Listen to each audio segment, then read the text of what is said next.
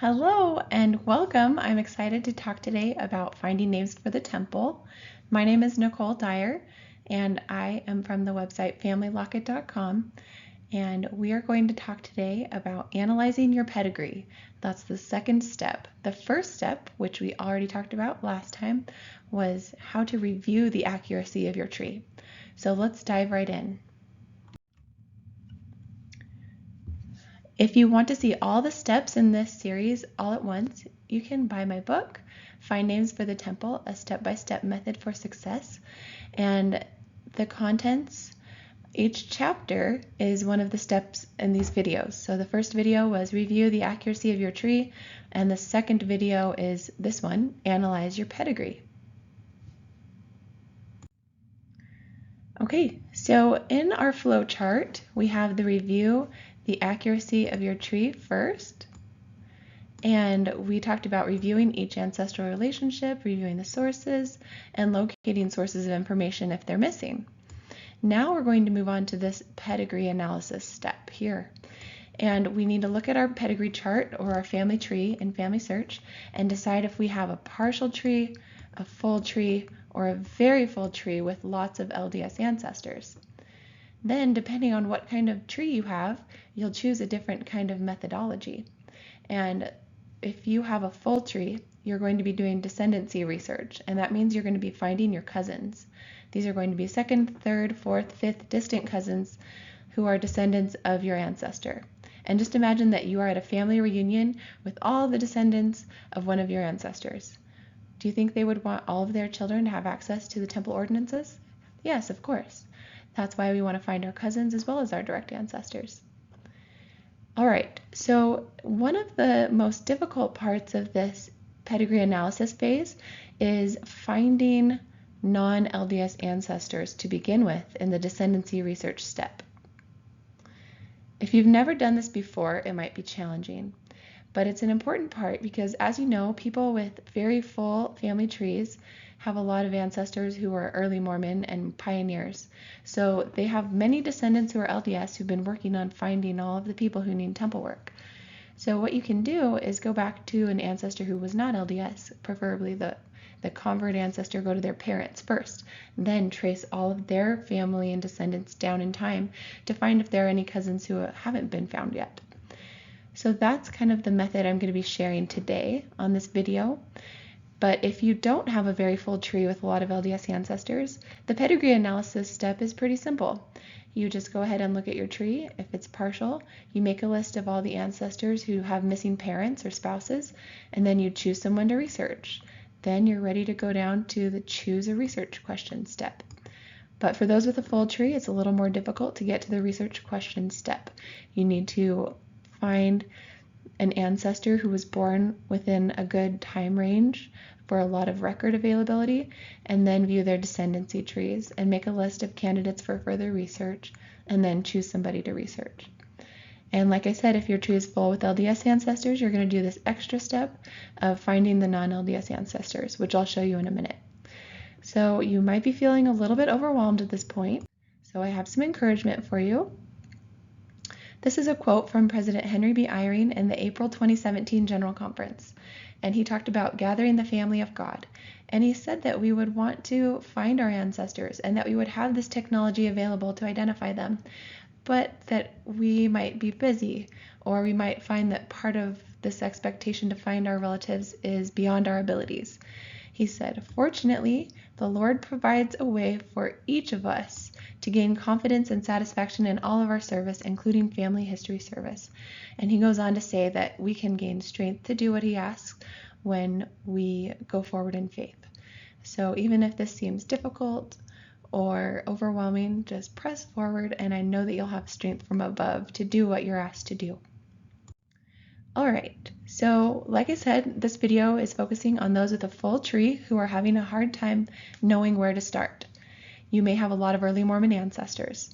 What you're going to do is go through your fan chart and try to find all of the first converts in each line, and then go back one more step to the generation before them who did not join the church, and find out if they need temple work done, if they have children who stayed behind in England or who didn't join the LDS Church, and then follow those lines down forward in time and do descendancy research to find those non-member cousins who might need their temple work. Let's start with the fan chart of my grandmother, Grandma Schultz, and her ancestors are pictured here. To find out which ancestor joined the church, we want to look at each of their person cards and see if they were baptized during their lifetime. Let's start with my great-grandfather. He was born in 1886, as you can see here, and then when I hover over the B, I can see when he was baptized. He was baptized in 1895, so that was when he was about 9 years old, or 8. Great, now I know he was not the first convert in his line because he was baptized when he was 8. That usually indicates that his parents were members too. So let's go back another line. William Henry Kelsey Jr. So on this Kelsey line, the next ancestor was born in 1856 in England, but died in Utah. That's another clue to look for. If somebody was born in England and died in Utah, that means they probably joined the Mormon pioneer migration to Utah. Let's see when he was baptized. 1865. So he was about 9 years old also. So maybe his parents joined the church. Let's go back another generation to see if his parents were members. All right, William Henry Kelsey, born in 1830, died in 1895. And when was he baptized? 1843. So he was 13 years old when he was baptized, and he migrated with the saints to Utah. So we're still going back to the next generation because he was only 13. Maybe his parents joined the church also. Let's look at Edward Kelsey. Edward Kelsey was born in 1786, baptized in 1890, and that means that, and it says he was baptized in the Logan, Utah temple. And it says that he died in England. So now I have a question. Was this person, it does not look like Edward Kelsey was a member, but from family history stories, I kind of remember that he was. So let's check the other ordinance information. His confirmation was done in the temple after his death. His initiatory was completed in the temple after his death. Everything here says it was completed after his death. Okay, so let's go look at the memories then, because I thought I remembered that he joined the church in England, but I could be wrong. Let's see what the memories say. Okay, here's a story that was added. Sometimes these stories that were added by other relatives can be really helpful. Okay, Edward was born in 1786. He was married in 1816. They had 10 children. Edward died in 1855. Anne had been baptized into the Church of Jesus Christ. She had her emigration money saved before coming to Zion, but she died before she could. All right, so that helps. So it sounds like Edward wasn't a member, but his wife was. All right, let's go back to Edward. Now, once you've gone through the whole entire line, you can make a note that you found somebody who was not a member in your tree. So here's my list of people who are not LDS and their possible starting points for descendancy research. So I'm going to add a row, and I'm going to put his name, Edward Kelsey. And I also want to put his ID number so that I can create a posilatry with him later as the starting point.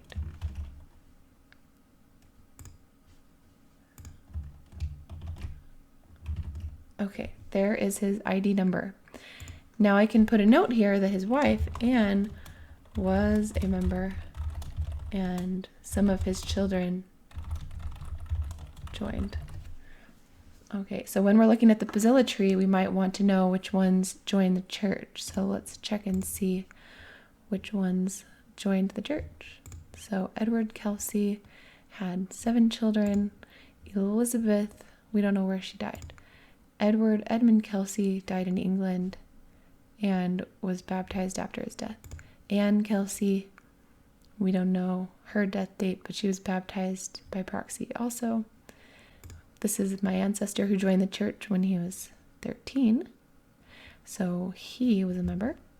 And Matilda, she was baptized after her death also, but it says that she immigrated to Idaho. So now I'm wondering if the baptism information was wrong. Oh, yes, it was, because her confirmation was completed on November 2nd, 1849.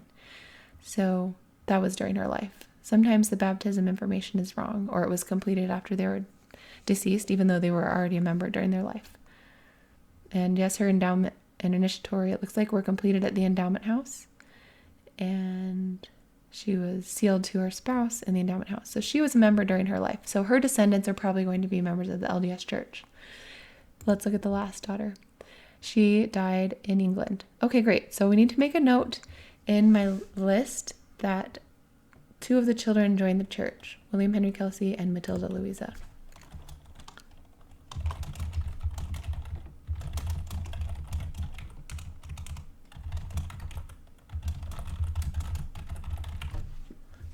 Okay, so now I'm prepared to do the next step, which is to look at a Pozilla descendancy tree of Edward Kelsey. Okay. Now I want to go back to the tree, and on my printed fan chart, I can put a check mark next to everyone who was LDS, and then I can put a C next to William Henry Kelsey as a convert. And then maybe I would put a circle around Edward Kelsey to note that he was not LDS. Now let's make my fan chart a little bit bigger on this side so I can see Edward Kelsey's ancestors. All right, so here's Edward Kelsey. His parents and his ancestors are all filled out. So if I wanted to focus on ancestral research, that would be difficult.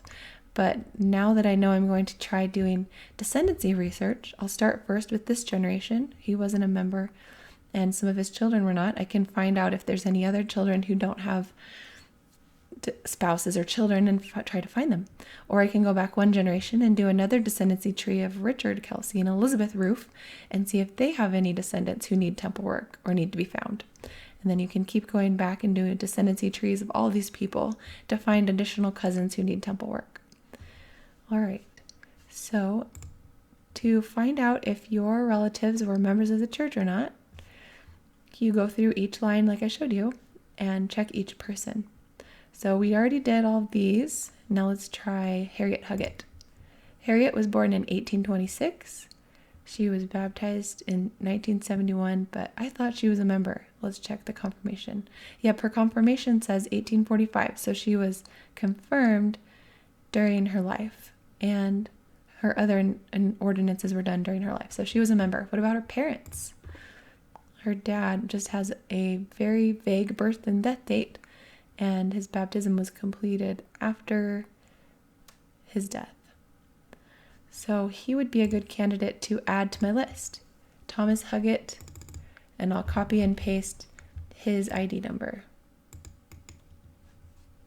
Let's add a row.